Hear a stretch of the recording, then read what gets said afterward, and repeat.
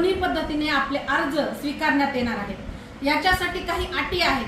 त्या अटी म्हणजे आपले वय हे 21 ते 60 याच्यामध्ये असायला हवे। त्याचप्रमाणे दुसरी अट जी आहे, महाराष्ट्र राज्याचं आपण रहिवासी असायला हवं। तिसरी अट आहे की आपला 2.5 लाखाच्या आत उत्पन्नाचा दाखला असायला हवा आणि चौथी अट आहे की आपले बँकेमध्ये खाते असायला हवे। त्याच पद्धतीप्रमाणे आपल्याला ज्यावेळेस हा फॉर्म भरायला जायचे त्यावेळेस 5 गोष्टी आपल्याला आवश्यक आहेत।